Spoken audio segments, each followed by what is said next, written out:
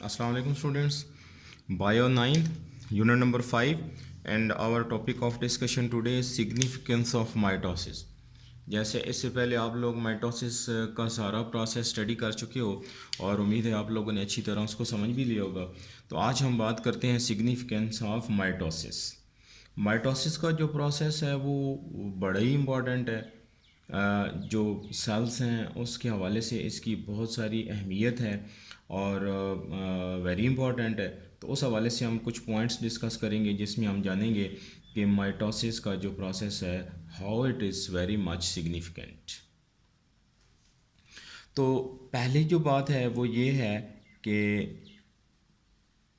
Maintenance of chromosomal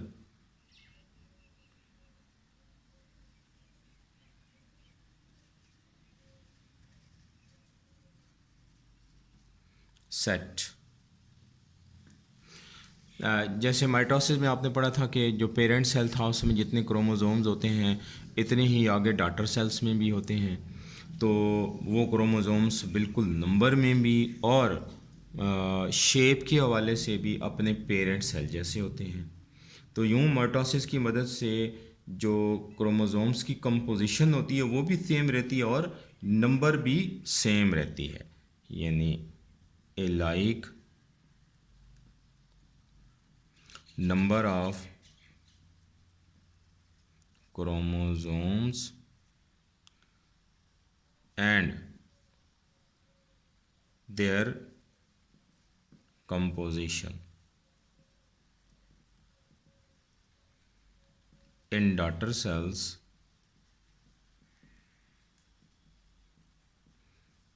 as was in parent cell।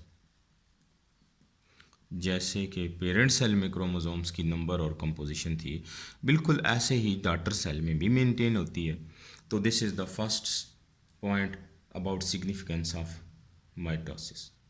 Second point is development and growth.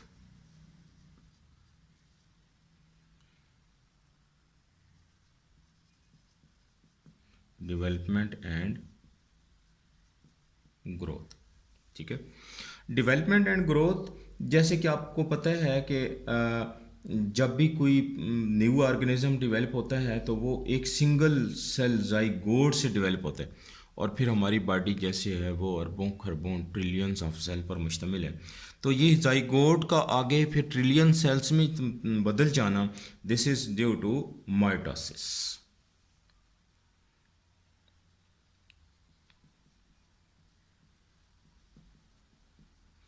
Cells are increased as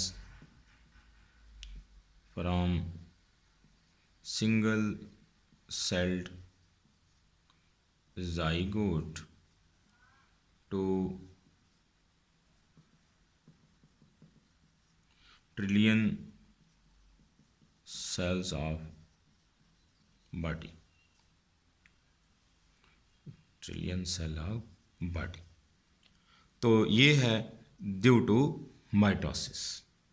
similarly mitosis का एक और very important काम that is cell replacement. जैसे हमारे body में रोज़ाना हज़ारों की तादाद में सेल्स जो होते हैं ना वो स्लॉग्ड ऑफ होते रहते हैं, specially from digestive track and skin. यहाँ से मैनी सेल्स स्लॉग्ड ऑफ हो जाते हैं, यानी टूट जाते हैं और फिर उनकी बदौलत नए सेल्स आ जाते हैं। तो ये सेल्स रिप्लेसमेंट हो गई। तो इसी तरह हमारे जो रेड ब्लड सेल्स हैं, रेड ब्लड सेल्स, इनका लाइफ स्पैन जो होता है वो थोड़ा होता है, अबाउट 4 मंथ्स तक होता है। 4 मंथ्स के बाद ये ख़त्म हो जाते हैं और इनकी जगह नए सेल आ जाते हैं। This is all due to mitosis. ठीक हो गया, 3 पॉइंट्स हो गए माइटोसिस की सिग्निफिकेंस में। तो चौथा पॉइंट हम डिस्कस करते हैं माइटोसिस की सिग्निफिकेंस का, दैट इज एसेक्सुअल रिप्रोडक्शन।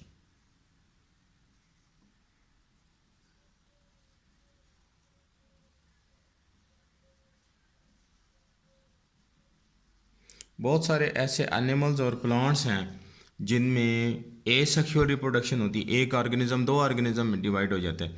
जैसे हाइड्रा है, हाइड्रा एक एक्वेटिक एनिमल है, पानी में रहता है, बहुत छोटा सा होता है।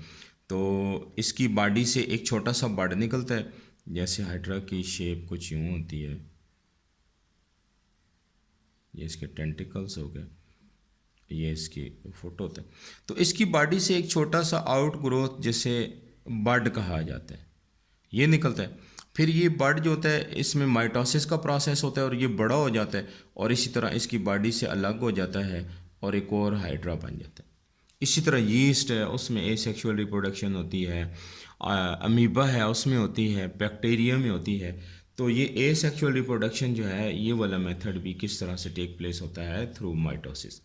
इसी तरह प्लांट के अंदर एक मेथड है जिसे वेजिटेटिव रिप्रोडक्शन कहा जाता है। इंशाल्लाह आप अपनी 10th की बायो में मज़ीद इसको डिटेल से जानेंगे। तो ये जो एसेक्सुअल वेजिटेटिव प्रोपेगेशन है, जैसे कलम लगा लेना या पेवंदकारी जैसे कहा जाता है, कटिंग एंड ग्राफ्टिंग, तो ये वाला प्रोसेस भी माइटोसिस के थ्रू ही टेक प्लेस होता है और दिस इज़ एसेक्सुअल रिप्रोडक्शन। ठीक हो गया।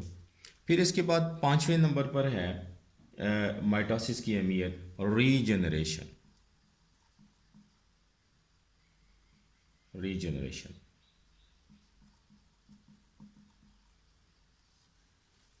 ठीक हो गया। रीजनरेशन क्या होता है कि कुछ एनिमल के अंदर ये सलाहियत है कि उनके बॉडी का कोई अगर पार्ट लॉस्ट हो जाए तो वो उसको दोबारा बना लेते हैं, तो दिस इज़ रीजनरेशन।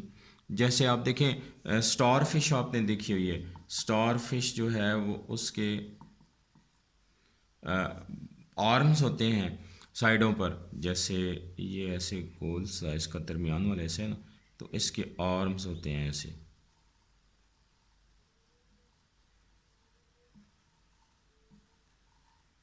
ठीक है, स्टार फिश खुश हो गई।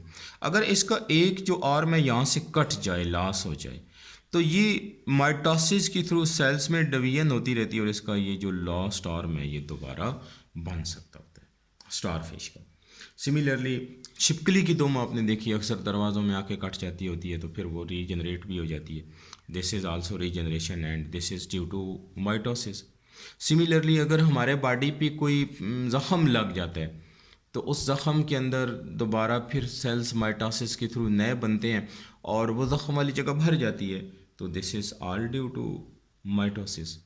ठीक है, तो ये 5 पॉइंट्स हैं जिनकी मदद से हम इसकी माइटोसिस की इम्पॉर्टेंस को जान सकते हैं, या these points can be quoted in the significance of mitosis. Okay, अल्लाह हाफिज़।